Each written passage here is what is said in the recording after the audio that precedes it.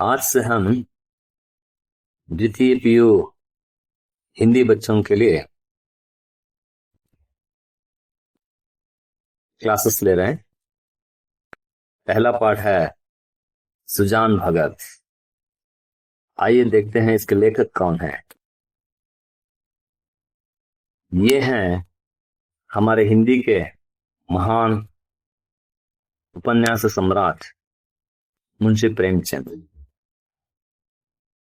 इनका जन्म लमही नामक गांव में हुआ। ये मात्र 12 उपन्यास लिखकर उपन्यास सम्राट कहलाते हैं हिंदी। इनका 13वां उपन्यास जिसका नाम है मंगल सूत्र, वह आधा है, यानी अधूरा लिखकर ये स्वर्गवास होते हैं। और करीब 350 से अधिक कहानियां लिखकर उनको 8 भागों में प्रकाशित किए हैं। और उस संकलन का नाम, 8 संकलनों का नाम मानस सरोवर शीर्षक से प्रकाशित करवाया है। आइए इनका परिचय देखते हैं जो पाठ्य पुस्तक में दिया गया है।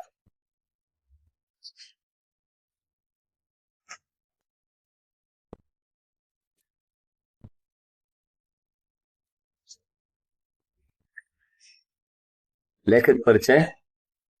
उपन्यास सम्राट मुंशी प्रेमचंद का जन्म 31 जुलाई 1880 को काशी के निकट लमही नामक गांव में हुआ था। ಅಂದ್ರೆ ಇವರು 31 ಜುಲೈ 1880 ಇಸವಿಯಲ್ಲಿ ಕಾಶಿಯ ಹತ್ರ ಇರತಕ್ಕಂತಹ ಲಮಹಿ ಅಂತಕ್ಕಂಥ ಒಂದು ಹಳ್ಳಿಯಲ್ಲಿ ಹುಟ್ಟುತ್ತಾರೆ। आपके पिता का नाम अजायब राय तथा माता का नाम आनंदी देवी था। आपका जीवन बहुत ही ಸಂಘರ್ಷಪೂರ್ಣ रहा। ಇವರ ತಂದೆ ಹೆಸರು ಅಜಾಯಬ್ ರಾಯ್ ಮತ್ತೆ ತಾಯಿ ಆನಂದಿ ಅಂತ ಇತ್ತು। ಬಹುಶಃ ಈ ಕಥೆಯ ಪಾತ್ರ ಆನಂದಿ ಅಂತ ಒಂದು ಬರ್ತದೆ। आपका जीवन बहुत ही संघर्षपूर्ण रहा। ಬಹಳ ಕಷ್ಟದಲ್ಲಿ ಇವರು ಜೀವನವನ್ನು ನಡೆಸುತ್ತಾರೆ। आपने घर पर ही पढ़कर इंटरमीडिएट एवं बीए की परीक्षाएं उत्तीर्ण की। ಇವರು ಬಡತನ ಇದ್ದಿದ್ರಿಂದ ಮನೆಯಲ್ಲೇ ಕುತ್ಕೊಂಡು ಓದಿ ಇಂಟರ್ಮೀಡಿಯೇಟ್ ಮತ್ತೆ BA परीक्षೆಗಳನ್ನ ಬರೀತಾರೆ ಅಥವಾ पास ಆಗ್ತಾರೆ। आप पहले नवाब राय के नाम से उर्दू में लिखते थे, बाद में प्रेमचंद के नाम से हिंदी में लिखने लगे। ಇವರು ಮೊದಲು ನವಾಬ್ ರಾಯ್ ಅನ್ನೋ ಹೆಸರಿನಲ್ಲಿ ಉರ್ದುನಲ್ಲಿ ಬರೀತಾ ಇದ್ರು। ನಂತರ ಪ್ರೇಮಚಂದ್ ಅನ್ನೋ ಹೆಸರಿನಲ್ಲಿ ಇವರಿಗೆ हिंदी बरीलिखे आरंभिस्तारे इवरू। आपने हिंदी में लगभग 300 कहानियां लिखी हैं जो मानस सरोवर के 8 भागों में संकलित है। तो ನಾನು ಆವಾಗಲೇ ಹೇಳಿದೆ, ಇವರು ಮಾನಸ ಸರೋವರ ಅನ್ನೋ ಒಂದು 8 ಭಾಗದಲ್ಲಿ ಆ ಶೀರ್ಷಿಕೆಯಲ್ಲಿ 300ಕ್ಕೂ ಹೆಚ್ಚು ಕಥೆಗಳನ್ನ ಇವರು ಸಂಕಲನ ಮಾಡಿದ್ದಾರೆ ಅಥವಾ ಪ್ರಕಟಪಡಿಸಿದ್ದಾರೆ। आपकी कहानियां आदर्शोन्मुख यथार्थवादी हैं। यस, आदर्शोन्मुख यथार्थवादी यानी साहित्य में 2 पहलू हैं, यथार्थवाद और आदर्शवाद। ಅಂದ್ರೆ ವಾಸ್ತವಿಕತೆ ಮತ್ತೆ ಆದರ್ಶ, ಈ 2 ಸಾಹಿತ್ಯದ ಮುಖಗಳು। ಆದ್ರೆ ಪ್ರೇಮಚಂದ್ ಇವೆರಡರ ನಡುವಿನ ದಾರಿಯನ್ನು ಹುಡುಕೊಳ್ತಾರೆ ಅನ್ನೋದಕ್ಕೆ ಈ ಒಂದು ಮಾತನ್ನ ಹೇಳ್ತಾರೆ। ಇವರ ಒಂದು ಸಾಹಿತ್ಯದ ಒಂದು ಆದರ್ಶ ಏನಾಗಿತ್ತು ಅಂದ್ರೆ ಆದರ್ಶೋನ್ಮುಖ ಯಥಾರ್ಥವಾದ, ಅಂದ್ರೆ ಕೇವಲ ಯಥಾರ್ಥದ ಸಮಸ್ಯೆಗಳನ್ನ ಹೇಳೋದಷ್ಟೇ ಅಲ್ಲ, ಅದಕ್ಕೆ ಪರಿಹಾರದ ರೂಪದಲ್ಲಿ ಆದರ್ಶದಲ್ಲಿ ಮಾರ್ಗವನ್ನ ಹುಡುಕ್ತಕ್ಕಂತಹ ಒಂದು ಕೆಲಸವನ್ನು ಸಹ ಇವರು ಮಾಡ್ತಾ ಇದ್ರು ಅಂತ, ಅದನ್ನ ಆದರ್ಶೋನ್ಮುಖ ಯಥಾರ್ಥವಾದ ಅನ್ನೋ ಹೆಸರಿನಲ್ಲಿ ಕರೀತಾರೆ। आपकी शैली में सरलता, सजीवता एवं प्रभावोत्पादकता है। मुहावरेदार भाषा का प्रयोग इनकी विशेषता है। ಇವರ ಒಂದು ಶೈಲಿ ಬಹಳ ಸರಳವಾಗಿದೆ, ಸಜೀವವಾಗಿದೆ। ಅದು ನಿಮಗೆ ಈ ಕಥೆಯನ್ನ ಕೇಳಬೇಕಾದ್ರೆ ಗೊತ್ತಾಗ್ತದೆ। ಮುಹಾವರೆದಾರ್ ಭಾಷಾ ಅಂದ್ರೆ ನುಡಿಗಟ್ಟುಗಳನ್ನು ಹೊಂದಿರತಕ್ಕಂತಹ ಒಂದು ಭಾಷೆ। 8 अक्टूबर 1936 ईस्वी को आपका स्वर्गवास हुआ। 8 अक्टोबर 1936 ಇವರ ನಿಧನ ಆಗ್ತದೆ। आपकी ಕೃತಿಯಾं, ಇವರು ಬರೆದಂತಹ ಪ್ರಸಿದ್ಧ ಕೃತಿಗಳು ಸೇವಾ ಸದನ್, ಪ್ರೇಮಾಶ್ರಮ್, ರಂಗಭೂಮಿ, ನಿರ್ಮಲಾ, ಕರ್ಮಭೂಮಿ, ಗಬನ್, ಗೋದಾನ್ ಆದಿ. ಮಕ್ಕಳ, ಈ ಗೋದಾನ್ ಅನ್ನೋ ಒಂದು ಕಾದಂಬರಿಯಿಂದ ಭಾರತದ ಹಳ್ಳಿಗಳ ಜೀವನದ ಒಂದು ಮಹಾಕಾವ್ಯ ಅಂತ ಕರೀತಾರೆ. ಅದು ಭಾರತದ ರೈತರ ಜೀವನವನ್ನ ಅದರಲ್ಲಿ ಚಿತ್ರಣ ಮಾಡಿದ್ದಾರೆ. ಇವರ ಕಾದಂಬರಿಗಳ ಒಂದು ಅಧ್ಯಯನದಿಂದ ಅಥವಾ ಇವರ ಕಾದಂಬರಿಗಳನ್ನ ಓದೋದ್ರಿಂದ ಭಾರತದ ಒಂದು ಗ್ರಾಮೀಣ ಜೀವನ ನಮಗೆ ಪರಿಚಯ ಆಗ್ತದೆ. ನಾಟಕ ಕರ್ಬಲಾ, ಸಂಗ್ರಾಮ್, प्रेम की वेदी आदि. निबंध साहित्य का उद्देश्य, स्वराज्य के फायदे, कुछ विचार आदि. ಸೊ ಇದು ಇವರ ಒಂದು ಪರಿಚಯ. ಈಗ ನಾವು ನೇರವಾಗಿ ಕಥೆಗೆ ಹೋಗೋಣ. सीधे साधे किसान धन आते ही धर्म और कीर्ति की ओर झुकते हैं. दिव्य समाज की भांति वे पहले अपने भोग विलास की ओर नहीं दौड़ते. सुजान की खेती में कई साल से कंचन बरस रहा था. मेहनत तो गांव के सभी किसान करते थे, पर सुजान के चंद्रमा बली थे.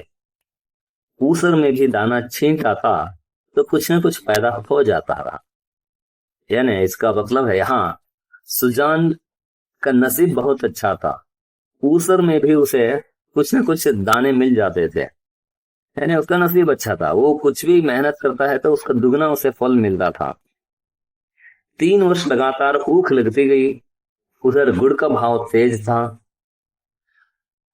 कोई 2-2.5 हजार हाथ में आ गए. कोई 2-2.5 हजार. उस जमाने में, आजादी के पहले जमाने में 2-2.5 हजार का मतलब होता है 2-2.5 लाख. 1,000 1 लाख के बराबर है. ಅಂದ್ರೆ ಇಲ್ಲಿ ಆ ಒಬ್ಬ ರೈತ, ಸುಜಾನ್ ಅಂತಕ್ಕಂತಹ ಒಬ್ಬ ರೈತ ಸ್ವಲ್ಪ ಕಷ್ಟಪಟ್ರು ಅವನಿಗೆ ಬಹಳ ಲಾಭ ಸಿಗ್ತಕ್ಕಂತಹ ಒಂದು ಬೆಳೆ ಬರ್ತಾ ಇತ್ತು. ಕಂಟಿನ್ಯೂಸ್ ಅವನು 3 ವರ್ಷಗಳು ಕಬ್ಬನ್ನ ಬೆಳೆದ. ಆ ಕಡೆಗೆ ಬೆಲ್ಲ, ಗುಡ್ ಅಂದ್ರೆ ಬೆಲ್ಲ, ಬೆಲ್ಲದ ಒಂದು ಭಾವ್ ಅಂದ್ರೆ ರೇಟ್, ಪ್ರೈಸ್, ಬೆಲೆ. ಆ ಬೆಲ್ಲದ ಬೆಲೆ ಹೆಚ್ಚಾಯ್ತು. ಹಾಗಾಗಿ ಅವನ ಕೈನಲ್ಲಿ ಸುಮಾರು 2-2.5 ಸಾವಿರದಷ್ಟು ಹಣ ಲಾಭವಾಗಿ ಸಿಗ್ತದೆ. ಸೊ ಆಗಿನ ಕಾಲಕ್ಕೆ 2-2.5 ಸಾವಿರ ಅಂದ್ರೆ ಸುಮಾರು 2.5 ಲಕ್ಷ ಅಂತ ಅನ್ಕೋಬಹುದು ನಾವು. ಬಸ್ ಚಿತ್ತ ಕಿ ವೃತ್ತಿ ಧರ್ಮ ಕಿ ಓರ್ ಝುಕ್ ಪಡಿ. ಸೊ ಮೊದಲನೇ ಲೈನ್ ನಲ್ಲೇ ಹೇಳಿದರೆ, ಸೀದೆ ಸಾದೆ ಕಿಸಾನ್ ಧನ್ ಆತೆ ಹಿ ಧರ್ಮ और ಕೀರ್ತಿ ಕಿ ಓರ್ ಝುಕ್ತೆ हैं. ಈ ವಾಕ್ಯವನ್ನು ಅಂಡರ್ಲೈನ್ ಮಾಡ್ಕೊಳ್ಳಿ. ಇದು ಒಂದು ಪ್ರಶ್ನೆಯಾಗಿ ಬರ್ಲಿಕ್ಕೆ ಸಾಧ್ಯ ಇದೆ. सीधे साधे किसान धन आते हैं, किसकी ओर झुकते हैं? ಧರ್ಮ और ಕೀರ್ತಿ की ओर झुकते हैं. ಅಂದ್ರೆ ಒಬ್ಬ ರೈತ ಬಹಳ ಸರಳವಾದ ಮನುಷ್ಯ. ಅವನು ರೈತರ ಒಂದು ಮನೋಭಾವ ಹೇಗಿರ್ತದಂದ್ರೆ ಯಾವುದೇ ಮೋಸ ವಂಚನೆ ಅನ್ನೋದು ಇರೋದಿಲ್ಲ. ಅವ್ರ ಹಣ ಬಂದ್ರೆ ಯಾವಾಗ್ಲೂ ಧಾರ್ಮಿಕ ಕಾರ್ಯಗಳಲ್ಲಿ ತೊಡಗ್ತಾರೆ. ಕೀರ್ತಿಯನ್ನ ಪಡೆಯೋದಕ್ಕೋಸ್ಕರವಾಗಿ, ಒಳ್ಳೆ ಕೆಲಸಗಳನ್ನ ಪಡೆಯೋದಕ್ಕೋಸ್ಕರವಾಗಿ, ಒಳ್ಳೆ ಕೆಲಸ ಮಾಡ್ಲಿಕ್ಕೋಸ್ಕರವಾಗಿ ಅವರು ತಮ್ಮ ಹಣವನ್ನ ಖರ್ಚು ಮಾಡ್ತಾರೆ ಹೊರತಾಗಿ ಸ್ವಾರ್ಥ ಬುದ್ಧಿಯನ್ನು ಹೊಂದಿರೋದಿಲ್ಲ ಅಂತ ಮೊದಲನೇ ವಾಕ್ಯದಲ್ಲೇ ಕವಿ ಹೇಳ್ತಾ ಇದ್ದಾನೆ. ಹಾಗಾಗಿ ಈ ಸುಜಾನ್ ಅಂತಕ್ಕಂಥವನು 2-2.5 ಸಾವಿರ ಬಂದ ನಂತರ, ಅವನ ಕೈನಲ್ಲಿ ಹಣ ಬಂದ ನಂತರ ಅವನ ಮನಸ್ಸು ಧರ್ಮದ ಕಡೆಗೆ ವಾಲ್ತದೆ. ಧಾರ್ಮಿಕ ಕಾರ್ಯಗಳನ್ನ ಮಾಡ್ಬೇಕು ಅಂತ ಅವನು ಅಂದ್ಕೊಳ್ತಾನೆ. साधु संतों का आदर सत्कार होने लगा. द्वार पर धूनी जलने लगी. कानूनगो इलाके में आते तो सुजान महतो के चौपाल में ठहरते. ಧೂನಿ ಅಂದ್ರೆ ಇಲ್ಲಿ ಬೆಂಕಿ, ಒಲೆ. 24 ಗಂಟೆ ಅವನ ಮನೆ ಹತ್ರ ಅಂಗಳದಲ್ಲಿ ಒಲೆ ಉರಿತಾ ಇತ್ತು ಅಂತ ಹೇಳಿ. ಅಂದ್ರೆ ಯಾರೇ ಬರ್ಲಿ ಅವನಲ್ಲಿ ಉಳ್ಕೊಳ್ತಾ ಇದ್ರು, ಗೆಸ್ಟ್ ಗಳಾಗಿ ಉಳ್ಕೊಳ್ತಾ ಇದ್ರು. ತಮ್ಮ ಕೆಲಸಗಳನ್ನ ಮಾಡ್ಕೊಳ್ಳೋದಕ್ಕಂತ ಬಂದಂಥವ್ರು ಉಳ್ಕೊಳ್ಳೋ ಅಂತ ಸಂದರ್ಭ ಬಂದ್ರೆ ಅವ್ರು ಅಲ್ಲೇ ಉಳ್ಕೊಳ್ತಾ ಇದ್ರು. ಹಾಗಾಗಿ ಅವನ ಮನೆಯ ಮುಂದೆ 24 ಗಂಟೆ ಧೂನಿ ಜಲ್ನೆಲಗಿ ಅಂದ್ರೆ ಒಲೆ ರೂಪದಲ್ಲಿ ಬೆಂಕಿ ಯಾವಾಗ್ಲೂ ಇರ್ತಾ ಇತ್ತು. ಯಾರೇ ಆ ಒಂದು ಕಾನೂನಿಗೆ ಸಂಬಂಧಪಟ್ಟಂತಹ ವ್ಯಕ್ತಿಗಳು ಯಾರಾದ್ರೂ ಬಂದ್ರೆ ಅವರು ಸಹ ಅಲ್ಲೇ ಉಳ್ಕೊಳ್ತಾ ಇದ್ರು. ಸುಜಾನ್ ಮೆಹತೋಕೆ ಚೌಪಾಲ್ ಮೇ ಟಹರ್ತೆ. ಚೌಪಾಲ್ ಅಂದ್ರೆ ಅಂಗಳ. हल्के के हेड कांस्टेबल, थानेदार, शिक्षा विभाग के अफसर एक ना एक उस चौपाल में पड़ा ही रहता. ಒಂದ್ ರೀತಿ ಗೆಸ್ಟ್ ಹೌಸ್. ಅವನ ಅಂಗಳ ಎಲ್ರಿಗೂ ಒಂದ್ ರೀತಿ ಗೆಸ್ಟ್ ಹೌಸ್ ಆಗಿತ್ತು. ಯಾರೇ ಆಫೀಸರ್ ಬರ್ಲಿ, ಯಾರೇ ಕಾನೂನಿನ ಇಲಾಖೆ ಅಧಿಕಾರಿಗಳು ಬರಲಿ ಅಥವಾ ಥಾಣೆದಾರ್ ಬರಲಿ, ಶಿಕ್ಷಾ ವಿಭಾಗದ ಶಿಕ್ಷಣ ಇಲಾಖೆಯ ಒಬ್ಬ ಆಫೀಸರ್ ಬರಲಿ, ಪೊಲೀಸರು ಬರಲಿ, ಯಾರೇ ಆ ಹಳ್ಳಿಗೆ ಆಫೀಸರ್ಗಳು, ಗವರ್ಮೆಂಟ್ ಆಫೀಸರ್ಗಳು ಯಾರೇ ಬಂದ್ರು ಒಂದ್ ರೀತಿ ಗೆಸ್ಟ್ ಹೌಸ್ ರೀತಿನಲ್ಲಿ ಅವನ ಒಂದು ಮನೆಯಲ್ಲಿ ಉಳ್ಕೊಳ್ತಾ ಇದ್ರು. ಅಂದ್ರೆ ಅರ್ಥ, ಒಬ್ಬ ಜಮೀನ್ದಾರನಿಗೆ ಸಿಗ್ತಕ್ಕಂತಹ ಬೆಲೆ ಅವನಿಗೆ ಸಿಗೋದಿಕ್ಕೆ ಶುರುವಾಯ್ತು. ಒಬ್ಬ ದೊಡ್ಡ ಮನುಷ್ಯನ ಒಂದು ಗೌರವ ಅವನಿಗೆ ಆ ಹಳ್ಳಿನಲ್ಲಿ ಸಿಗೋದಿಕ್ಕೆ ಶುರುವಾಯ್ತು. ಯಾಕಂದ್ರೆ ಅವನಿಗೆ ಹಣ ಬರ್ತಾ ಇದೆ.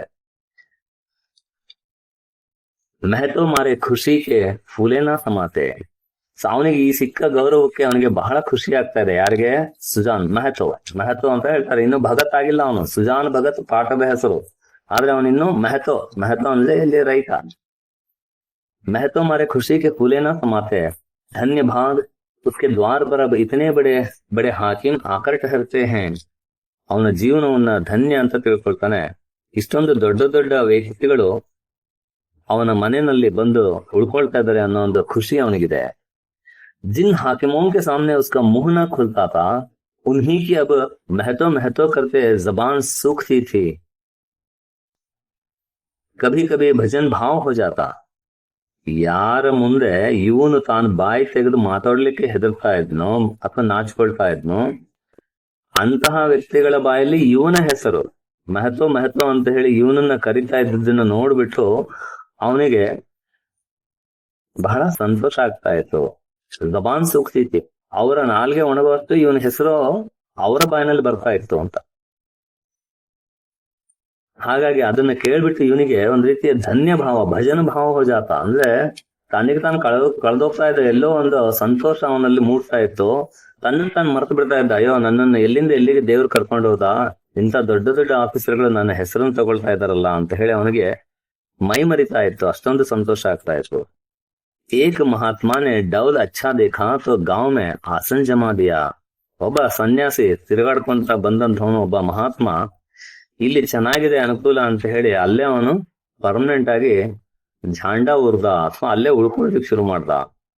ಗಾಂಜಾ ಅವ್ರ ಚರಸ್ಗೆ ಬಹಾರ್ ಉಡನೆ ಲಗಿ. ಈ ಸಾಧು ಸನ್ಯಾಸಿಗಳು ಬಂದ್ರೆ ಗಾಂಜಾ, ಚರಸ್ ಈ ರೀತಿ ಒಂದು ನಶೀಲಿ ಪದಾರ್ಥಗಳನ್ನ ಬಳಸ್ತಾರೆ. ಅವರು ಧ್ಯಾನಕ್ಕೆ ಹೆಲ್ಪ್ ಆಗುತ್ತೆ ಅನ್ನೋ ಒಂದು ನಂಬಿಕೆ ಅವ್ರದ್ದು. ಸೊ ಗಾಂಜಾ, ಚರಸಿನ ಒಂದು ಬಹಾರ್ ಉಡನೆ ಲಗಿ, ಅದು ಸಹ ಅಲ್ಲಿ ಬಳಕೆ ಆಗೋದಕ್ಕೆ ಶುರು ಆಯ್ತು. ಏಕ್ ಢೋಲಕ್ ಆಯಿ ಮಜೀರೆ ಮಂಗಾಯೆ ಗಯೆ ಸತ್ಸಂಗ್ ಹೊಣೆ ಲಗ. ಒಂದು ಸತ್ಸಂಗದ ರೀತಿಯಲ್ಲಿ ಭಜನೆ ಮಾಡ್ತಕ್ಕಂಥದ್ದು, ಢೋಲಕ್ ಬಾರಿಸ್ತಕ್ಕಂಥದ್ದು, ಈ ರೀತಿಯ ಒಂದು ಕಾರ್ಯಕ್ರಮಗಳೆಲ್ಲ ನಡೀಲಿಕ್ಕೆ ಶುರು ಆಗ್ತದೆ. ಯಹ ಸಬ್ ಸುಜಾನ್ ಕೆ ದಮ್ ಕಾ ಜಲುಸ್ ಥಾ. ಇದೆಲ್ಲ ಸುಜಾನನ ಒಂದು ಹಣದ ತಾಕತ್ತಾಗಿತ್ತು. ಅದರ ಕಾರಣದಿಂದ ಈ ಒಂದು ಜಾತ್ರೆ ರೀತಿಯಲ್ಲಿ ನಡೀತಾ ಇತ್ತು. घरों में सेरों दूध होता, मगर सुजान के कंठ तले एक बूंद भी जाने की कसम थी. ಮನೆಯಲ್ಲಿ ಅನೇಕ ಸೇರ್ಗಟ್ಲೆ ಹಾಲು ಸಿಗ್ತಾ ಇತ್ತು, ಆದ್ರೆ ಒಂದೇ ಒಂದು ಹನಿನೂ ಸಹ ಅವನು ಕುಡಿತಾ ಇದ್ದಿದ್ದಿಲ್ಲ. ಎಲ್ಲದನ್ನ ದಾನ ಮಾಡ್ತಾ ಇದ್ದ. ಬಂದಂತಹ ಜನಗಳಿಗೆ ಅದನ್ನ ಬಳಕೆ ಮಾಡ್ತಾ ಇದ್ದ. ಕಿಸಾನ್ ಕೋ ದೂದ್ ಘೀ ಸೆ ಕ್ಯಾ ಮತ್ಲಬ್, ಉಸೆ ರೋಟಿ और साग चाहिए. ರೈತನಿಗೆ ಹಾಲು, ಮೊಸರು, ತುಪ್ಪ ಇದೆಲ್ಲ ಏನಕ್ಕೆ? ಅವನಿಗೊಂದ್ 2 ರೊಟ್ಟಿ ಮತ್ತೆ ಪಲ್ಯ ಇದ್ರೆ ಸಾಕು. ಸಾಗ್ ಅಂದ್ರೆ ಪಲ್ಯ. ಸುಜಾನ್ ಕಿ ನಮ್ರತಾ ಕಾ ಅಬ್ ವಾರಾಪಾರ್ ನಾ ಥಾ. ವಾರಾಪಾರ್ ಪಾರಾವಾರು, ಪಾರಾವಾರ್ ಕೋ ವಾರಾಪಾರ್ ಕರ್ ದಿಯಾ ಲೇಖಕನೆ. ಅವನ ಒಂದು ನಮ್ರತೆಗೆ ಅಂತ್ಯನೇ ಇದ್ದಿದ್ದಿಲ್ಲ. ಅಷ್ಟೊಂದು ವಿನಮ್ರನಾಗಿ ನಡ್ಕೊಳ್ತಾ ಇದ್ದ ಬಂದವಂತವ್ರ ಹತ್ರ. ಸಬ್ಕೆ ಸಾಮ್ನೆ ಸಿರ್ ಝುಕಾಯೆ रहता, ಕहीं लोग यह ना कहने लगे कि ಧನ್ ಪಾಕರ್ ಸೆ ಘಮಂಡ್ ಹೋ ಗಯಾ ಹೈ. ಎಲ್ಲರ ಮುಂದೆ ಅವನು ಯಾವಾಗ್ಲೂ ತಲೆ ತಗಸ್ಕೊಂಡೇ ಇರ್ತಾ ಇದ್ದ. ತಲೆ ಎತ್ತಿ ನಿಂತ್ಕೊಂಡ್ರೆ ಎಲ್ಲಿ ನನ್ನ ಬಗ್ಗೆ ತಪ್ಪು ತಿಳಿತಾರೋ, ಓ ಇವನಿಗೆ ಹಣ ಬಂತು ಹಾಗಾಗಿ ಅವ್ನು ತಲೆ ಎತ್ಕೊಂಡು ತಿರುಗ್ತಾ ಇದ್ದಾನೆ, ನೋಡು ಎಷ್ಟು ಸೊಕ್ಕಿದೆ ಇವನಿಗೆ ಅಂತ ಅವ್ರು ಅಂದ್ಕೊಬಾರ್ದು ಅಂತ ಹೇಳಿ ಯಾವಾಗ್ಲೂ ತಲೆ ತಗ್ಸೇ ನಿಂತ್ಕೊಳ್ತಾ ಇದ್ದ ಬೇರೆಯವ್ರ ಮುಂದೆ. ಗಾಂವ್ ಮೇ ಕುಲ್ 3 ಕುಯೇ ಛೆ. ಹಳ್ಳಿಯಲ್ಲಿ ಒಟ್ಟು 3 ಬಾವಿಗಳಿದ್ವು. बहुत से खेतों में पानी ना पहुंचता था. बहुत से खेतों में पानी ना पहुंचता था. खेती ಮಾರಿ ಜಾತಿ ಥಿ. ಬಹಳಷ್ಟು ಹೊಲಗಳಿಗೆ ಆ 3 ಬಾವಿಗಳ ನೀರು ಸಾಕಾಗ್ತಾ ಇದ್ದಿದ್ದಿಲ್ಲ. ಬಹುಶಃ ಬಹಳಷ್ಟು ಹೊಲಗಳು ಹಾಳಾಗ್ತಾ ಇದ್ವು. ಸುಜಾನ್ನೆ ಪಕ್ಕಾ ಕುಂವಾ बनवा दिया ನೋಡಿ, ಅವನು ಹಣ ಬಂದ ತಕ್ಷಣ ಹಳ್ಳಿಯ ಜನಗಳಿಗೆ ಒಂದು ಒಳ್ಳೆಯ ಬಾವಿಯನ್ನ ಕಟ್ಟಿಸಿಕೊಡ್ತಾನೆ. ಹಳ್ಳಿಯ ಜನಗಳಿಗೆ ಉಪಕಾರ ಆಗ್ಲಿ, ಅವರಿಗೆ ಉಪಯೋಗ ಆಗ್ಲಿ ಅಂತ ಹೇಳಿ ಏಕ ಪಕ್ಕಾ ಕುಂವಾ बनवा दिया. Underline this sentence. ಇದನ್ನ ಪ್ರಶ್ನೆಯಾಗಿ ಕೇಳ್ತಾರೆ, ಸುಜಾನ್ನೆ ಕ್ಯಾ बनवा दिया? ಸುಜಾನ್ನೆ ಏಕ ಪಕ್ಕಾ ಕುಂವಾ बनवा दिया. ಸೊ ಅಲ್ಲಿ ಹಳ್ಳಿಗಳಲ್ಲಿ ಒಂದು ಪದ್ಧತಿ, ಬಾವಿ ಆದ್ರೆ ಬಾವಿಯನ್ನ ಕಟ್ಸಿದ್ರೆ ಅದ್ರ ಮದ್ವೆ ಮಾಡ್ತಾರಂತೆ ಆ ಹಳ್ಳಿಯ ಪದ್ಧತಿ ಪ್ರಕಾರ. ಅದನ್ನ ಇಲ್ಲಿ ಲೇಖಕ ಹೇಳ್ತಾ ಇದ್ದಾನೆ. ಕುಂವೆ का विवाह हुआ, यज्ञ हुआ, ब्रह्मभोज हुआ. ಒಂದ್ ರೀತಿ ಜಾತ್ರೆ, ಆ ಒಂದು ಯಜ್ಞ ಆಯ್ತು, ಪೂಜೆ ಆಯ್ತು, ಬಾವಿಯ ಮದ್ವೆ ಆಯ್ತು, ಬ್ರಹ್ಮಭೋಜ, ಇಡೀ ಹಳ್ಳಿಗೆ ಊಟವನ್ನ ಹಾಕಿಸ್ದ ಅವನು. जिस दिन पहली बार पुर चला, ಸುಜಾನ್ ಕೋ ಮಾನೋ ಚಾರೋ ಪದಾರ್ಥ ಮಿಲ್ ಗಯೆ. ಮೊದಲನೇ ಬಾರಿ ಯಾವಾಗ ಆ ಬಾವಿಗೆ ಹಗ್ಗವನ್ನ ಹಾಕಿ ನೀರನ್ನ ತೆಗೆದ್ರೋ, ಪುರುಚಲ ಅಂದ್ರೆ ಗಾಲಿ, ಗಾಲಿ ಮುಖಾಂತರ ನೀರನ್ನ ಯಾವಾಗ ಬಳಕೆ ಮಾಡಿ ನೀರನ್ನ ಎತ್ತಿದ್ರೋ ಬಾವಿಯಿಂದ, ಸುಜಾನ್ಗೆ ಅನ್ನಿಸ್ತದೆ ಚಾರೋ ಪದಾರ್ಥ ಮಿಲ್ ಗಯೆ, 4 ಪದಾರ್ಥಗಳು ಸಿಕ್ವು. ಸೊ ಈ 4 ಪದಾರ್ಥಗಳು ಯಾವುವು? ಚಾರೋ ಪದಾರ್ಥ ನಾವೆಲ್ಲ ಮಾಡೋದು ಈ 4ಕ್ಕೋಸ್ಕರ ಅನ್ನೋ ಒಂದು ನಂಬಿಕೆ, ಪುರುಷಾರ್ಥ ಅಂತ ಕರೀತಾರೆ. ಪುರುಷಾರ್ಥಗಳು, 4 ಪುರುಷಾರ್ಥಗಳು, 4 ಪದಾರ್ಥಗಳು ಅಂತ. ಧರ್ಮ, ಅರ್ಥ, ಕಾಮ, ಮೋಕ್ಷ, ಈ 4ಕ್ಕೋಸ್ಕರ ಮನುಷ್ಯ ಪ್ರಯತ್ನ ಪಡ್ತಾನೆ ಇರ್ತಾನೆ ಯಾವಾಗ್ಲೂ. ಸೊ ಈ ಒಂದು ಬಾವಿಯನ್ನ ಕಟ್ಟಿಸಿ ಅವನಿಗೆ ಈ 4 ಸಿಕ್ವು. ಧರ್ಮ, ಅರ್ಥ, ಕಾಮ, ಮೋಕ್ಷ. ಧರ್ಮ ಗೊತ್ತಾಗ್ತದೆ, ಧರ್ಮ ಸಿಕ್ಕಿದೆ ಅಂತ ಹೇಳಿ, ಧರ್ಮ ಮಾರ್ಗದಲ್ಲಿ ನಡೆಯೋದು ಅವನ ಒಂದು ಗುರಿಯಾಗಿತ್ತು ಅಂತ. ಅರ್ಥ ಅಂದ್ರೆ ಹಣ, ಸುಜಾನ್ ಹತ್ರ ಈಗ ಹಣ ಇದೆ. ಕಾಮ ಅಂತಂದ್ರೆ ಅವನ ಆಸೆಗಳೆಲ್ಲ ಈಡೇರಿದ್ದಾವೆ. ಮೋಕ್ಷ ಇನ್ನೇನು, ಅದಕ್ಕೆ ಮೋಕ್ಷ ಸಿಕ್ಕೇ ಬಿಡ್ತು ಅವನಿಗೆ ಅನ್ನೋ ಅರ್ಥದಲ್ಲಿ ಚಾರೋ ಪದಾರ್ಥ ಮಿಲ್ ಗಯೆ. जो काम गांव में किसी ने न किया था, वह बाप दादा के पुण्य प्रताप से सुजान ने कर दिखाया. ಯಾವ ಕೆಲಸವನ್ನ ಅವರು ಹಳ್ಳಿನಲ್ಲಿ ಬೇರೆ ಯಾರು ಮಾಡ್ಲಿಕ್ಕೆ ಆಗ್ಲಿಲ್ವೋ, देखिए जो काम गांव में किसी ने ना किया था, वह बाप दादा के पुण्य प्रताप से सुजान ने कर दिखाया. ಯಾವ ಕೆಲಸವನ್ನ ಹಳ್ಳಿನಲ್ಲಿ ಯಾರೂ ಮಾಡ್ಲಿಕ್ಕೆ ಸಾಧ್ಯ ಆಗ್ಲಿಲ್ವೋ, ಯಾವ ಒಂದು ಅಚೀವ್ಮೆಂಟ್ ಅನ್ನ, ಯಾವ ಒಂದು ಸಮಾಜ ಸೇವೆಯನ್ನ ಯಾರೂ ಮಾಡ್ಲಿಕ್ಕೆ ಆಗಿದ್ದಿಲ್ವೋ, ಅದನ್ನ ಸುಜಾನ್ ಭಗತ್ ಮಾಡಿ ತೋರಿಸ್ದ. ಒಂದು ಬಾವಿಯನ್ನ ಕಟ್ಟಿ ಇಡೀ ಹಳ್ಳಿಗೆ ಉಪಯೋಗ ಆಗ ಹಾಗೆ ಮಾಡ್ದ. एक दिन गांव में गया के यात्री आकर कह रहे, गया ಬೋಧ್ ಗಯಾ, ಬುದ್ಧನ ಒಂದು ಸ್ಥಳ, ಅದನ್ನ ಗಯಾ ಅಂತ ಹೇಳ್ತಾ ಇದ್ದಾರೆ. ಬೋಧ್ ಗಯಾ, ಅಲ್ಲಿಗೆ ಹೋಗ್ತಕ್ಕಂತಹ ಯಾತ್ರಿಗಳು ಇವನ ಹತ್ರ ಬಂದು ಕುಳ್ಕೊಳ್ತಾರೆ. ಕಹರೆ ಸುಜಾನ್ ಹೀ ಕೆ ದ್ವಾರ ಪರ್ ಉನ್ಕಾ ಭೋಜನ್ ಬನಾ. ಸುಜಾನನ ಒಂದು ಮನೆಯಲ್ಲೇ ಅವರಿಗೆ ಊಟನೂ ಆಗುತ್ತೆ, ಅಡಿಗೆ ತಯಾರು ಮಾಡಿ ಊಟ ಹಾಕಿಸ್ತಾರೆ ಆ ಯಾತ್ರಿಗಳಿಗೆ. ಸುಜಾನ್ ಕೆ ಮನ್ ಮೇ ಭಿ ಗಯಾ ಕರ್ನೆ ಕಿ ಬಹುತ್ ದಿನೋಂ ಸೆ ಇಚ್ಛಾ ಥಿ. ಗಯಾ ಹೋಗಿ ಬರ್ಬೇಕು ಅನ್ನೋ ಆಸೆ ಇವನಿಗೂ ಸಹ ಇತ್ತು. ಗಯಾ ಕರ್ನೆಗೆ ಏನೇ, ಗಯಾ ಕಿ ಯಾತ್ರಾ ಕರ್ನೆಕಿ ಅವನಿಗೆ ಬಹಳ ದಿನಗಳಿಂದ ಆಸೆ ಇತ್ತು. ಯಹ ಅಚ್ಚಾ ಅವಸರ ದೇಖಕರ್ ವಹ ಭಿ ಚಲನೆ ಕೋ ತಯಾರ್ ಹೋ ಗಯಾ. ಅವ್ರ ಜೊತೆಗೆ ಇವನು ಹೊರಟು ನಿಂತ್ಕೊಂಡ, ನಾವು ಹೋಗೋಣ ನಡಿ ಅಂತ ಹೆಂಡತಿಗೆ ಹೇಳ್ತಾನೆ, ನಾವು ಅವ್ರ ಜೊತೆಗೆ ಹೋಗಿ ಬಂದ್ಬಿಡೋಣ, ಕಂಪ್ನಿ ಸಿಗ್ತದೆ, ಯಾತ್ರಿಗಳಿದ್ದಾರೆ, ಅವ್ರ ಜೊತೆಗೆ ನಾವು ಹೋಗಿ ಬರೋಣ ಅಂತ ಹೇಳಿ ಆ ಯಾತ್ರಿಗಳ ಜೊತೆಗೆ ಇವನು ಸಹ ಹೊರಡ್ತಾನೆ, ಹೊರಡೋದಿಕ್ ತಯಾರಾಗ್ತಾನೆ. ಅದು ಒಂದು ಪವಿತ್ರ ಸ್ಥಳ. ಅಲ್ಲಿಗೆ ಹೋಗಿ ಬಂದ ಮೇಲೆ ಏನ್ ಮಾಡ್ತಾನೆ ನೋಡೋಣ. ಸೊ ಅವನು ಹೋಗೋದಿಕ್ಕೆ ತಯಾರಾದಾಗ ಹೆಂಡತಿಗೆ ಕೇಳ್ತಾನೆ, ಉಸ್ಕಿ ಸ್ತ್ರೀ ಬುಲಾಕೀನೇ ಕಹಾ. ಇಲ್ಲಿ ಮೊದಲನೇ ಬಾರಿ ಅವನ ಹೆಂಡತಿ ಹೆಸರು ಬರ್ತಾ ಇದೆ, ಅಂಡರ್ಲೈನ್ ಮಾಡ್ಕೊಳ್ಳಿ. ಅವನ ಹೆಂಡತಿ ಬುಲಾಕಿ. ಆ ಬುಲಾಕಿಗೆ ಹೇಳ್ತಾನೆ, ಅಲ್ಲ ಬುಲಾಕಿ ಹೇಳ್ತಾಳೆ ಅವನಿಗೆ, ಇವನ್ ಯಾವಾಗ ಹೊರಡೋದಿಕ್ ತಯಾರಾಗ್ತಾನೋ ಆಗ ಬುಲಾಕಿ ಹೇಳ್ತಾಳೆ, ಅಭಿ ರೇನೇದೋ ಅಗ್ಲೆ ಸಾಲ್ ಚಲೆಂಗೆ. ಅವಳಿಗೆ ಇಂಟ್ರೆಸ್ಟ್ ಇಲ್ಲ ಹೋಗ್ಲಿಕ್ಕೆ. ಅಭಿ ರೇನೇದೋ ಅಗ್ಲೆ ಸಾಲ್ ಚಲೆಂಗೆ, ಈಗ್ಲೇ ಯಾಕೆ, ಮುಂದಿನ ವರ್ಷ ಹೋಗೋಣಂತೆ, ಈಗ ಸುಮ್ಮನಿದ್ ಬಿಡು ಅಂತ ಹೇಳ್ತಾಳೆ.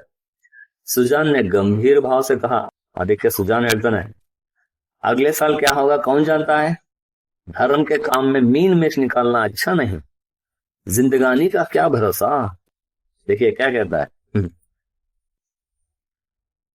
कबीर ಒಂದ್ ಕಡೆಗೆ ಹೇಳ್ತಾರೆ, मानस जन्म न बारंबार,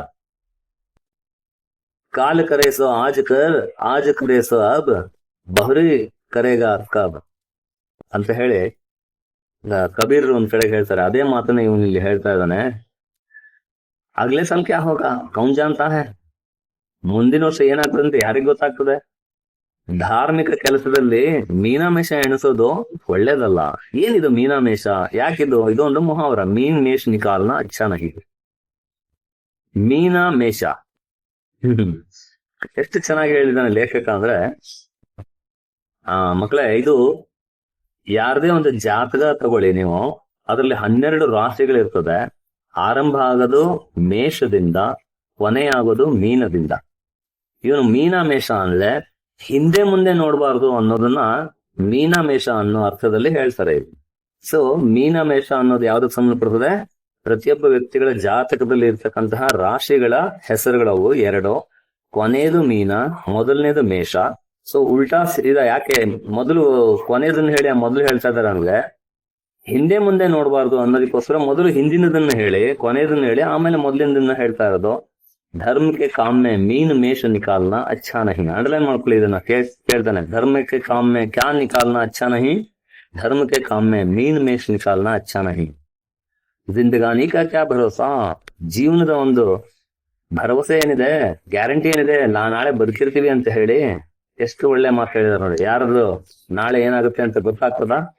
ಸೊ ಅದನ್ನ ಸುಜಾನ್ ಹೇಳ್ತಾ ಇದ್ದಾನೆ ಹೆಂಡತಿಗೆ, ಹೋಗೋಣ ನಡಿ, ಹೆಂಗಿದ್ರು ಕಂಪ್ನಿ ಸಿಕ್ಕಿದೆ, ನಾಳೆ ಬದುಕಿರ್ತಾರೋ ಸತ್ತಿರ್ತೀವೋ ಯಾರಿಗ್ ಗೊತ್ತಾಗ್ತದೆ, ಹೋಗ್ ಬಂದ್ಬಿಡೋಣ ಅಂತ ಹೇಳ್ತಾನೆ. ಆದ್ರೆ ಹೆಂಡತಿಗೆ ಚಿಂತೆ, ಹಾತ್ ಖಾಲಿ ಹೋ ಜಾಯೇಗ, ಕೈ ಖಾಲಿ ಆಗ್ಬಿಡ್ತದೆ, ಎಲ್ಲ ಖರ್ಚು ಮಾಡ್ಕೊಂಡ್ ಬಂದ್ಬಿಟ್ರೆ ಹಣವನ್ನ, ಕೈ ಖಾಲಿ ಆಗ್ತದೆ ಅಂತ ಹೇಳ್ತಾರೆ. ಅದಕ್ಕೆ ಸುಜಾನ್ ಹೇಳ್ತಾನೆ, भगवान की इच्छा होगी तो फिर रुपये हो जाएंगे, उनके यहाँ किस बात की कमी है, उनके यहाँ भगवान के यहाँ किस बात की कमी है? ದೇವ್ರ ಮನ್ಸು ಮಾಡಿದ್ರೆ, ದೇವ್ರು ಇಷ್ಟಪಟ್ರೆ ಮತ್ತೆ ಹಣ ಬಂದೇ ಬರ್ತದೆ. ದೇವ್ರ ಹತ್ರ ಯಾವುದಕ್ಕೆ ಕೊರತೆ ಇದೆ? ದೇವ್ರು ಇಷ್ಟಪಟ್ರೆ ಏನ್ ಬೇಕಾದ್ರೂ ಮಾಡ್ತಾನೆ. इसका क्या जवाब देती? सत्कार्य में बाधा डालकर अपनी मुक्ति क्यों बिगाड़ती? ಅವಳು ಸಹ ಏನ್ ತಾನೇ ಮಾಡ್ಲಿಕ್ಕೆ ಆಗ್ತದೆ? ಏನು ಉತ್ತರ ಕೊಡ್ಲಿಕ್ಕೆ ಆಗ್ತದೆ? ಒಳ್ಳೆ ಕೆಲಸದಲ್ಲಿ ತೊಂದರೆ ಮಾಡ್ಬಿಟ್ಟು ಅವಳು ಯಾಕೆ ಕೆಟ್ಟ ಹೆಸರು ತಗೊಳ್ತಾಳೆ? ಸೊ ತನ್ನ ಮುಕ್ತಿಯನ್ನ, ತನ್ನ ಮೋಕ್ಷವನ್ನು ಅವಳ್ಯಾಕೆ ಹಾಳು ಮಾಡ್ಕೊಳ್ತಾಳೆ? ಪ್ರಾತಃ ಕಾಲ್ ಸ್ತ್ರೀ ಅವ್ರ ಪುರುಷ ಗಯಾ ಕರ್ನೆ ಚಲೆ. ಹಾಗೆ ಇವರಿಬ್ರು ಯಾತ್ರೆಗೆ ಹೊರಟರು ಗಯಾಗೆ. ಅಲ್ಲಿಂದ ಬಂದ ಮೇಲೆ ವಹಾಸೆ ಲೌಟೆ ಸೊ ಯಜ್ಞ ಅವ್ರ ಬ್ರಹ್ಮ ಭೋಜ ಕಿ ತೆಹರಿ, ಬಂದವ್ರಿಗೆಲ್ಲ ಊಟ ಹಾಕ್ಸೋದು ಒಂದು ಸಂಪ್ರದಾಯ ಯಾತ್ರೆ ಮಾಡಿ ಬಂದ ಮೇಲೆ. ಹಾಗೆ ಗಯಾದಿಂದ ಬಂದ ಮೇಲೆ ಯಜ್ಞ ಮಾಡಿದ್ರು, ಊರಿಗೆಲ್ಲ ಊಟ ಹಾಕ್ಸಿದ್ರು. ಸಾರಿ ಬಿರಾದ್ರಿ ನಿಮಂತ್ರಿತ್ ಹುಯಿ, 11 ಗಾವೋ ಮೇ ಸುಪಾರಿ ಬಂಟಿ. ಸುಪಾರಿ ಅಂದ್ರೆ ನಿಮಂತ್ರಣ, ಇನ್ವಿಟೇಷನ್. ಆಗಿನ ಕಾಲದಲ್ಲಿ ಎಲೆ ಕೊಟ್ಬಿಟ್ಟು ನಮ್ಮ ಮನೆ ಕಾರ್ಯಕ್ರಮಕ್ಕೆ ಬರ್ರಿ ಅಂತ ಕರೀತಕ್ಕಂಥದ್ದು ಒಂದು ಪದ್ಧತಿ. ನಾವೀಗ ಕಾರ್ಡ್ ಮಾಡಿಸ್ಬಿಟ್ಟು ಹೇಗೆ ಇನ್ವೈಟ್ ಮಾಡ್ತೀವಿ ಜನಗಳನ್ನ ಅಥವಾ ನಮ್ಮ ಸ್ನೇಹಿತರನ್ನ, ಹಾಗೆ ಇಡೀ 11 ಹಳ್ಳಿಗಳಿಗೆ ಅವನು ವಿಳ್ಯದ ಎಲೆನ ಕೊಟ್ಬಿಟ್ಟು, ಸುಪಾರಿಯನ್ನ ಕೊಟ್ಬಿಟ್ಟು ಕಳಿಸ್ದ ಅಂತ, ಎಲೆ ಅಡಿಕೆ ಕೊಟ್ಬಿಟ್ಟು ನಿಮಂತ್ರಣವನ್ನ ಕಳಿಸ್ದ. ಇಸ್ ಧೂಮ್ ಧಾಮ್ ಸೆ ಕಾರ್ಯ ಹುವಾ ಕಿ ಚಾರೋ ಓರ್ ವಾಹ್ ವಾಹ್ ಮಚ್ ಗಯಿ. ಎಷ್ಟು ಚೆನ್ನಾಗಿ ಊಟ ಹಾಕಿಸ್ತಾನೆ, ಎಷ್ಟೊಂದು ಆಡಂಬರವಾಗಿ ವಿಜೃಂಭಣೆಯಿಂದ ಎಲ್ರಿಗೂ ಊಟ ಹಾಕ್ತಾನೆ ಅಂದ್ರೆ ಎಲ್ರು ವಾಹ್ ವಾಹ್ ಅನ್ನೋ ಮಟ್ಟಕ್ಕೆ ಆಗ್ತಿದೆ ಆ ಕಾರ್ಯಕ್ರಮ. ಸಬ್ ಯಹಿ ಕಹತೆ ಥೆ ಕಿ ಭಗವಾನ್ ಧನ್ ದೇ ತೋ ದಿಲ್ ಭಿ ಐಸಾ ದೇ. ಎಲ್ರು ಹಾರೈಸ್ತಾರೆ, ದೇವರು ಹಣ ಕೊಟ್ರೆ ಈ ಮನುಷ್ಯನಂತ ಹೃದಯನೂ ಸಹ ಕೊಡ್ಬೇಕು. ನೋಡಿ, ಅವನ ಸ್ವಾರ್ಥನೇ ಇಲ್ಲ, ಅವನಿಗೆ ಒಂಚೂರು ಸೊಕ್ಕು ಇಲ್ಲ. ಘಮಂಡ್ ತೋ ಛೂ ನಹಿ ಗಯ, ಅವನಿಗೆ ಅಹಂಕಾರ ಅನ್ನೋದು ಸ್ವಲ್ಪನೂ ಇಲ್ಲ. ಅವನನ್ನ ಸ್ಪರ್ಶ ಕೂಡ ಮಾಡಿಲ್ಲ, ಅವನಲ್ಲಿ ಸ್ವಲ್ಪನೂ ಇಲ್ಲ ಅನ್ನೋ ಅರ್ಥ. ಘಮಂಡ್ ತೋ ಛೂ ನಹಿ ಗಯ, अपने हाथ से पत्तल उठाता फिरता है, अपने हाथ से पत्तल उठाता फिरता है. ಪತ್ತಲ್ ಅಂದ್ರೆ ಎಲೆ, ಎಂಜಲೆಲೆ. ಅವನು ತನ್ನ ಕೈಯಿಂದ ಜನಗಳು ಊಟ ಮಾಡಿದ ಎಂಜಲೆಲೆಯನ್ನ ಎತ್ತು ಹಾಕ್ತಾ ಇದ್ದಾನೆ. ಕುಲ್ ಕ ನಾಮ್ ಜಗಾದಿಯ, ತನ್ನ ವಂಶದ ಹೆಸರನ್ನ ಬಹಳ ಮುಂದಕ್ಕೆ ತಂದ ಅಥವಾ ಪ್ರಸಿದ್ಧಿಯನ್ನ ತಂದ. ಅದಕ್ಕೆ ಬೇಟಾ ಹೋತ ಐಸಾ ಹೋ, ಮಗ ಅಂದ್ರೆ ಹೀಗಿರ್ಬೇಕು. बाप मरा तो घर में भूनी भांग भी नहीं थी. ತಂದೆ ಸತ್ತಾಗ ಇವ್ರ ಮನೆಯಲ್ಲಿ ಏನೂ ಇದ್ದಿದ್ದಿಲ್ಲ. ಭೂನಿ ಭಾಂಗ್ ಏನೇ ಕುಚ್ ಭಿ ನಹಿ ಥಾ, ಬಹುತ್ ಗರೀಬ್ ಥಾ. ಅಬ್ ಲಕ್ಷ್ಮಿ ಘುಟ್ನೆ ತೋಡ್ಕರ್ ಆ ಬೈಠಿ ಹೈ. ಈಗ ಲಕ್ಷ್ಮಿ ಕಾಲ್ ಮುರ್ಕೊಂಡು ಅವನ ಮನೆಯಲ್ಲೇ ಕುತ್ಕೊಂಡಿದ್ದಾಳೆ, ಅಷ್ಟೊಂದು ಶ್ರೀಮಂತಿಕೆ ಬಂದಿದೆ. ಸೊ ಹಳ್ಳಿಗಳಲ್ಲಿ ನಾನಾ ತರ ಮಾತಾಡ್ತಾರೆ. ಹಾಗೆ ಒಬ್ಬ ದ್ವೇಷಿ ಅಂದ್ರೆ ಇವನು ಕಂಡು ಹೊಟ್ಟೆ ಕಿಚ್ಚು ಕೊಡೋನೊಬ್ಬ ಹೇಳ್ತಾನೆ, ಏಕ ದ್ವೇಷಿನೇ ಕಹಾ ಕಹಿ ಗಡಾ ಹುआ धन पा गया है. ಎಲ್ಲೋ ಇವನಿಗೆ ಹೂ ಸಿಕ್ಕಿರೋ ಮಡಕೆ ಹೊನ್ನು ಸಿಕ್ಕಿರ್ಬೇಕು. ಗಡಾ ಹುआ धन. इस पर चारों ओर से उस पर बौछारे पड़ने लगे. ನೋಡಿ, ಒಬ್ಬ ಒಂದು ದ್ವೇಷದಿಂದ ಮಾತ್ರನ್ನ ಹೇಳಿದ್ರೆ ಇವನಿಗೆಲ್ಲೋ ಗುಪ್ತ ಧನ ಸಿಕ್ಕಿರ್ಬೇಕು, ಹುದುಗಿಟ್ಟಿರೋ ಒಂದು ಮಡಕೆ ಹೊನ್ನು ಸಿಕ್ಕಿರ್ಬೇಕು ಅಂತ ಹೇಳಿದ್ದಕ್ಕೆ ನಾಲ್ಕು ಕಡೆಯಿಂದ ಜನ ಅವನಿಗೆ ಬೈಯೋದಕ್ಕೆ ಶುರು ಮಾಡ್ತಾರೆ. ಏನಂತ ನೋಡಿ, ಏನಂತಾರೆ, ಹೇಗೆ ಅವನನ್ನ ಸುಮ್ ಮಾಡ್ತಾರೆ ಅಂದ್ರೆ, ಹಾ ತುಮ್ಹಾರೆ ಬಾಪ್ ದಾದಾ ಜೋ ಖಜಾನಾ ಚೋಡ್ ಗಯೇ ಥೆ ಯಹಿ ಉಸ್ಕೆ ಹಾತ್ ಲಗ್ ಗಯಾ. ಹೌದೌದು, ನಿಮ್ಮ ಅಪ್ಪ ಅಜ್ಜ ಖಜಾನೆ ಇಟ್ಟೋಗಿದ್ರು, ಅದೇ ಅವನಿಗೆ ಸಿಕ್ಕಿದೆ ಹಂಗಂತೇಳಿ ಅವನನ್ನ ಬೈದು ಸುಮ್ ಮಾಡ್ತಾರೆ. ಅರೇ ಭಯ್ಯ, ಯಹ ಧರ್ಮ ಕಿ ಕಮಾಯಿ ಹೇ, ಇದು ಧರ್ಮದ ಒಂದು ಕಮಾಯಿ ಅಂದ್ರೆ ಇನ್ಕಮ್. ಕಮಾಯಿ ಅಂದ್ರೆ ಇನ್ಕಮ್, ಇದು ಅವನ ಧರ್ಮದಿಂದ ದುಡಿದಂತಹ ಹಣ. ಇದು ತುಮ್ ಭಿ ತೋ ಛಾತಿ ಫಾಡ್ಕರ್ ಕಾಮ್ ಕರ್ತೆ ಹೋ, ಕ್ಯೂ ಐಸಿ ಊಖ್ ನಹಿ ಲಗ್ತಿ. ನೀನು ಸಹ ಎದೆ ಮುರಿದು ಕೆಲಸ ಮಾಡ್ತೀಯಾ, ಛಾತಿ ಫಾಡ್ಕರ್ ಅಂದ್ರೆ ಬಹಳ ಕಷ್ಟಪಟ್ಟು ಕೆಲಸ ಮಾಡ್ತೀಯಾ, ಆದ್ರೆ ನಿನಗ್ಯಾಕೆ ಇಂಥ ಬೆಳೆ ಸಿಗೋದಿಲ್ಲ. ಕ್ಯೂ ಐಸಿ ಫಸಲ್ ನಹಿ ಹೋತಿ, ಇಂಥ ಬೆಳೆ ಯಾಕೆ ಸಿಗೋದಿಲ್ಲ ನಿನಗೆ, ಇಂಥ ಕಬ್ಬು ಯಾಕೆ ಸಿಗೋದಿಲ್ಲ ನಿನಗೆ. ಭಗವಾನ್ ಆದ್ಮಿ ಕಾ ದಿಲ್ ದೇಖ್ತೆ ಹೈ, ಜೋ ಖರ್ಚ್ ಕರ್ತಾ ಹೈ ಉಸಿ ಕೋ ದೇತೆ ಹೈ. ದೇವರು ಯಾವಾಗ್ಲೂ ಮನುಷ್ಯನ ಹೃದಯವನ್ನ ನೋಡ್ತಾರೆ, ಯಾರು ಖರ್ಚು ಮಾಡ್ತಾರೋ ಅವರಿಗೆ ಹಣವನ್ನ ಕೊಡ್ತಾನೆ ದೇವರು. ಅಂದ್ರೆ ಕಷ್ಟ ಎಲ್ರು ಪಡ್ತಾರೆ, ನೀವು ಎಲ್ರು ಕಷ್ಟ ಪಡ್ತೀರಿ. ಒಬ್ರು ಫಸ್ಟ್ ರ್ಯಾಂಕ್ ಬರ್ತೀರಿ, ಒಬ್ರು ಸೆಕೆಂಡ್ ರ್ಯಾಂಕ್ ಬರ್ತೀರಿ. ಯಾಕೆ? ಒಬ್ರು ಕೆಲವರು ಜಸ್ಟ್ ಪಾಸ್ ಆಗ್ತೀರಿ. ಅಂದ್ರೆ ದೇವರ ಒಂದು ಕೃಪೆ ಯಾರಿಗೆ ಇರ್ತದೋ ಅವ್ರು ಮುಂದೆ ಬರ್ತದೆ, ಅವ್ರಿಗೆ ಹೆಚ್ಚು ಲಾಭ ಸಿಗ್ತದೆ. ಹಾಗಾಗಿ ಅವನಿಗೆ ದೇವರ ಆಶೀರ್ವಾದ ಇದೆ. ಯಾರಿಗೆ? ಸುಜಾನ್ ಭಗತ್ಗೆ ಅಂತ ಹೇಳಿ ಆ ದ್ವೇಷಿಯನ್ನ ಸುಮ್ ಮಾಡಿಸ್ತಾರೆ, ಅಥವಾ ಅವನ ಮೇಲೆ ಎಲ್ರು ಮಾತಿನ ಒಂದು ವಾಗ್ದಾಳಿಯನ್ನ ನಡೆಸಿ ಅವನನ್ನ ಮುಂದೆ ಮಾತಾಡದಿರೋ ಹಾಗೆ ಮಾಡ್ತಾರೆ. ಸೊ ಇದು ಮೊದಲನೇ ಭಾಗ, ಸುಜಾನ್ ಭಗತ್.